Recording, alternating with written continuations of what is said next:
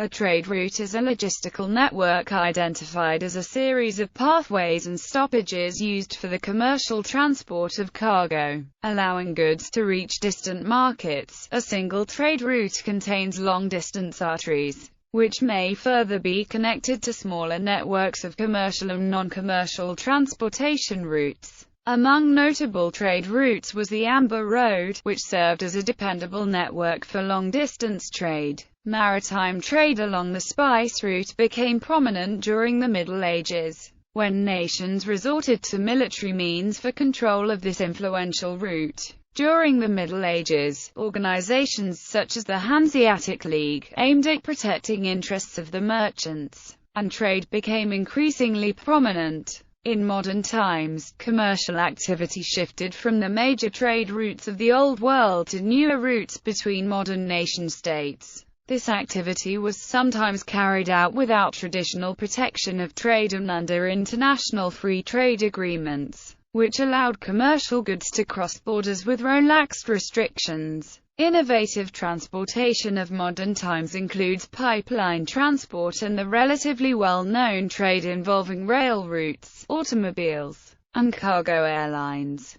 Development of early routes. Early development. The period from the middle of the second millennium BCE to the beginning of the Common Era saw societies in Western Asia, the Mediterranean, China and the Indian subcontinent develop major transportation networks for trade. One of the vital instruments which facilitated long-distance trade was portage and the domestication of beasts of burden. Organized caravans, visible by the second millennium BCE, could carry goods across a large distance as fodder was mostly available along the way. The domestication of camels allowed Arabian nomads to control the long-distance trade in spices and silk from the Far East to the Arabian Peninsula. Caravans were useful in long-distance trade largely for carrying luxury goods. The transportation of cheaper goods across large distances was not profitable for caravan operators. With productive developments in iron and bronze technologies, newer trade routes, dispensing innovations of civilizations, began to rise. Maritime trade. Evidence of maritime trade between civilizations dates back at least 2 millennia. Navigation was known in Sumer between the 4th and the 3rd millennium BCE,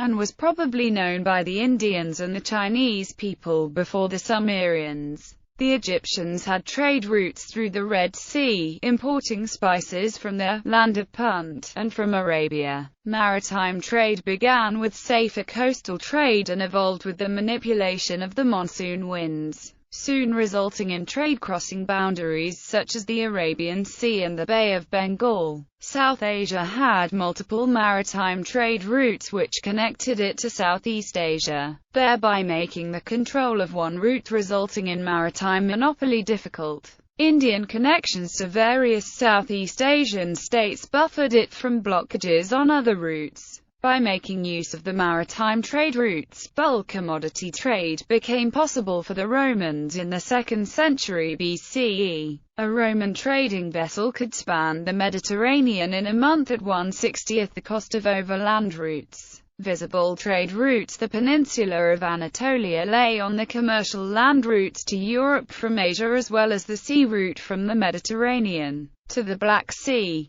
Records from the 19th century BCE attest to the existence of an Assyrian merchant colony at Kanish in Cappadocia. Trading networks of the Old World included the Grand Trunk Road of India and the Incense Road of Arabia, a transportation network consisting of hard-surfaced highways, using concrete made from volcanic ash and lime, was built by the Romans as early as 312 BCE, during the times of the censor Appius Claudius Caecus. Parts of the Mediterranean world, Roman Britain, Tigris-Euphrates river system and North Africa fell under the reach of this network at some point of their history. According to Robert Allen Denmark, the spread of urban trading networks, and their extension along the Persian Gulf and eastern Mediterranean, created a complex molecular structure of regional foci so that as well as the zonation of core and periphery there was a series of interacting civilizations. Mesopotamia, Egypt, the Indus Valley, then also Syria, central Anatolia and the Aegean. Beyond this was a margin which included not only temperate areas such as Europe, but the dry steppe corridor of Central Asia. This was truly a world system, even though it occupied only a restricted portion of the Western Old World, whilst each civilization emphasized its ideological autonomy. All were identifiably part of a common world of interacting components. These roots, spreading religion, trade and technology, have historically been vital to the growth of urban civilization. The extent of development of cities, and the level of their integration into a larger world system, has often been attributed to their position in various active transport networks.